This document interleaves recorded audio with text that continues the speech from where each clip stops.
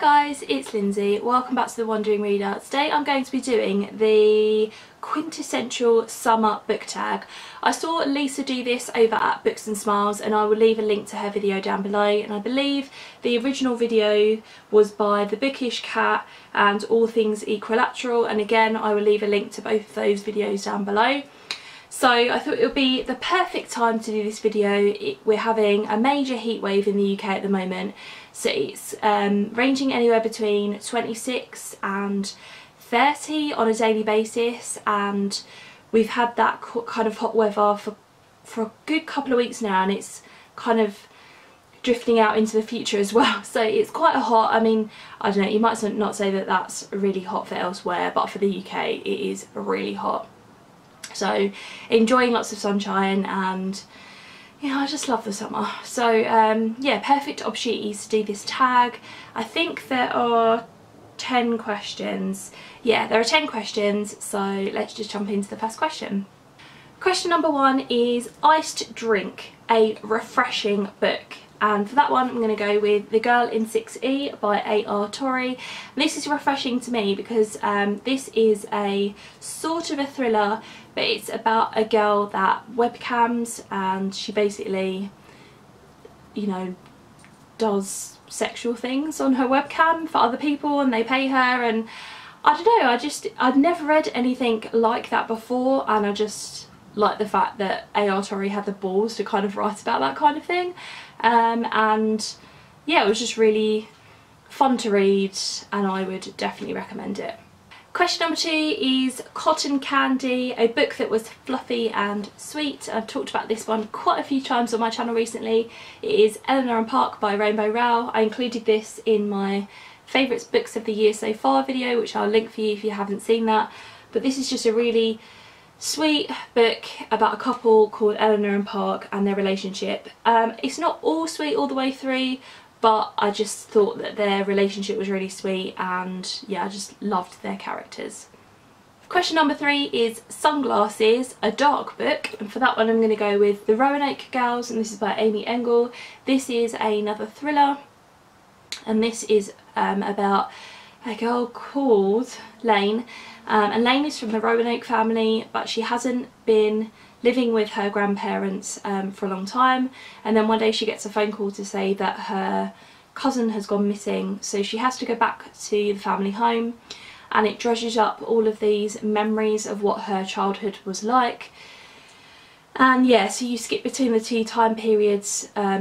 One time period is when Lane is sort of like a teenager, and the other time period is obviously like present day, and there are some really quite dark things that are discussed in this book, but I just thought it was absolutely fantastic.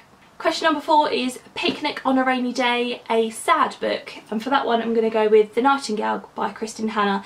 This isn't sad all the way through, although it does have lots of quite sad moments in it, but it was particularly the ending of this book that had me sobbing.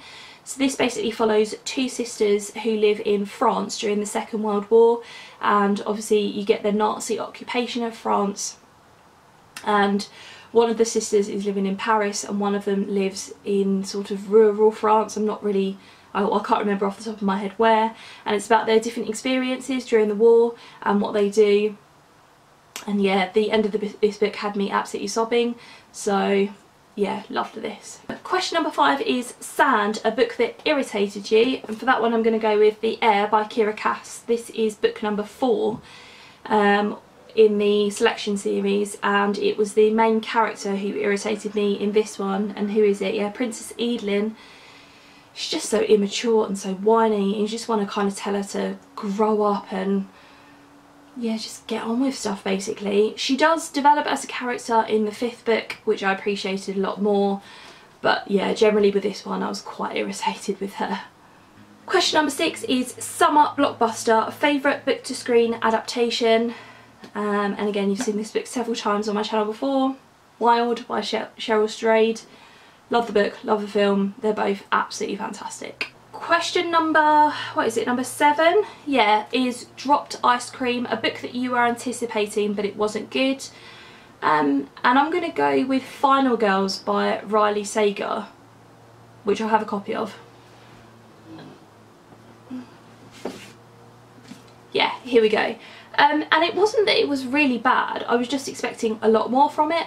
So this is another thriller, and it focuses around this idea of, or these girls who've been labelled final girls because they were the last surviving girl in like a mass murder kind of thing, on there's like 3 separate occasions, and it follows one of the girls, and at the beginning of the book she finds out that a second final girl has committed suicide, and it kind of obviously rattles her, and then the story goes from there. I kind of found myself guessing a lot of the stuff that went on in here, and I wasn't that enamoured by it, so yeah, it was a little bit disappointing. Question number 8 is Palm Tree, a tall book that you loved. This is kind of a weird question, but I just had a look at all of the tall books on my shelves, and I went with Homegoing by Yar Jassy. I read this at the beginning of last year and absolutely loved it.